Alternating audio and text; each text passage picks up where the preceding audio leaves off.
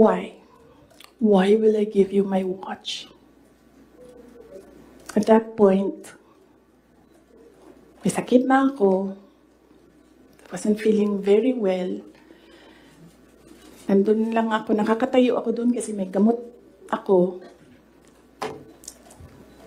Gusto ko tanggalin yung ulo niya ba?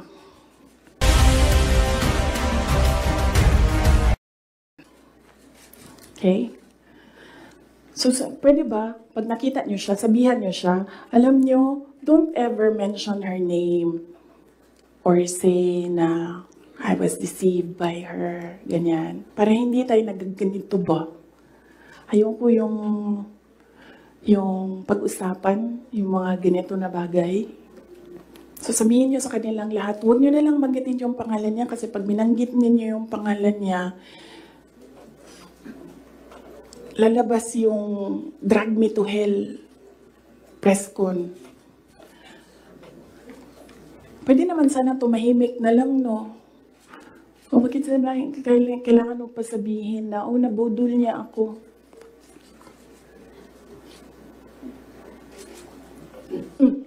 So, taong bayan.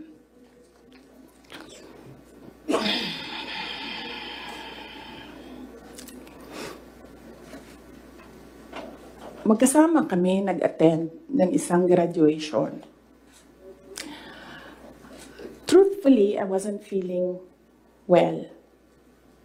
Kasi kinukulam nila ako. Andiyan na sila, umabot na sila sa kulam. Nagsama-sama na silang lahat. Kinukulam pa nila ako. So I wasn't feeling very well. Pero I had to go. Kailangan ko pumunta. Kasi para naman sa graduates yun. Hindi para sa akin yun. That's their happiest day. So nagsama kami.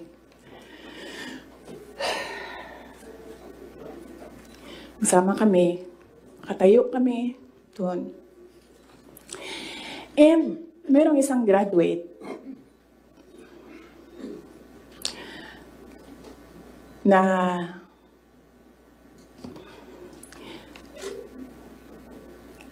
alam nyo, para sa akin, there was some sort of inappropriateness sa ginawa ng bata. Pero bata ito eh. So ikaw din, meron ka din dapat sana sigurong pag-intindi kung saan nanggagaling yung bata. And ang reaction mo, ang response mo, should be so that the child will learn a lesson. So meron isang graduate. Sabi nung graduate, Mr. President, can I have your watch as a graduation gift?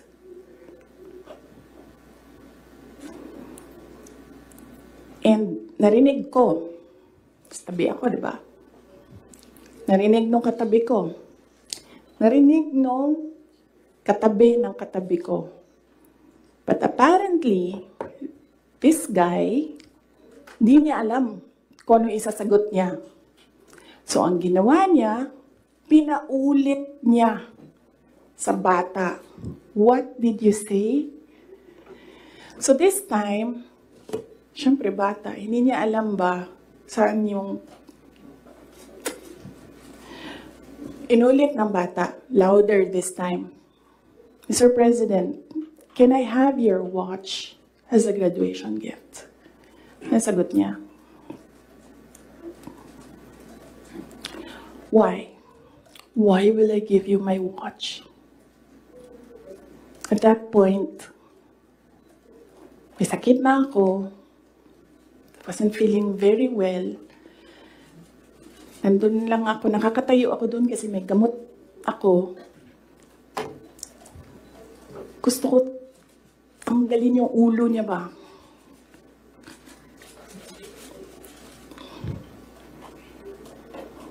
I realized toxic na yung relationship.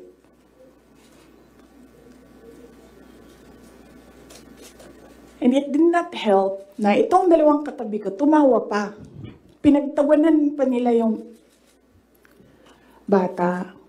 And I saw the humiliation sa face ng bata. I wanted to help him. Gusto ko sabihin sa kanya, itong relo ko na lang, relo ito ng Vice President, ito relo ng Presidente, pero I hope this will do. And then I realized na baka mas lalong mapahiya yung bata if I do that. So I just imagined myself cutting his head. Gusto ko, ganun din ang gusto ko gawin doon sa mabi ko. So na-realize ko, toxic na ito.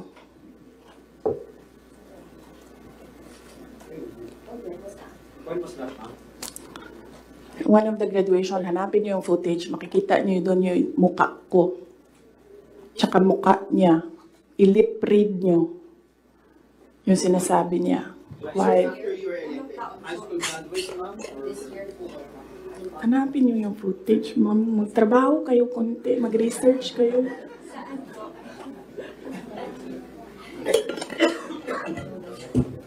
So, gusto ko sabihin sa kanya, bago ko tanggalin ang ulo mo, yung batang yan yung magpapakamatay para sa bayan natin. Nag-aral yan ng 4 na taon, naghirap yan ng 4 na taon, walang tulog araw-araw para mag-training kasi mamamatay yan para sa bayan natin.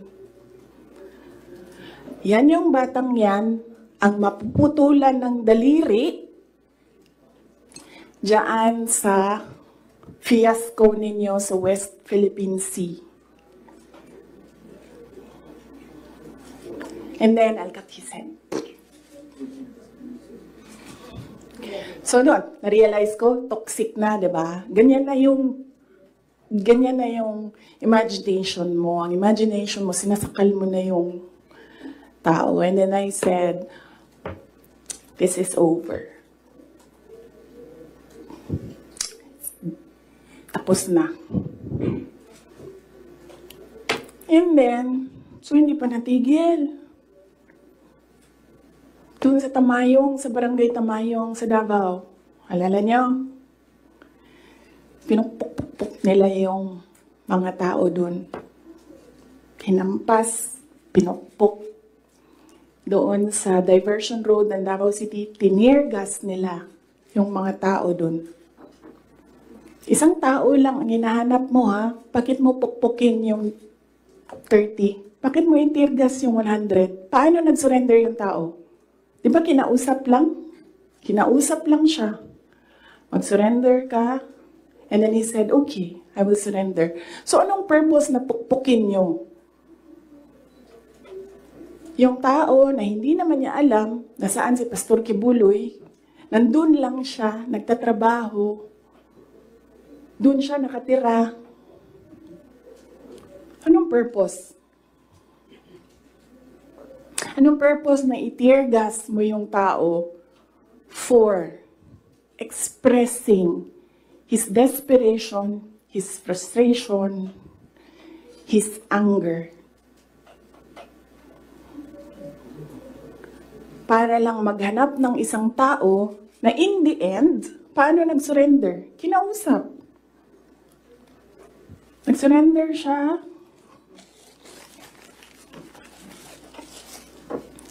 Kinausap siya. Walang napukpok, walang natirgas, walang nasaktan. And then, kailangan nyo talaga ganunin ang mga tao. And then I said, it's all over.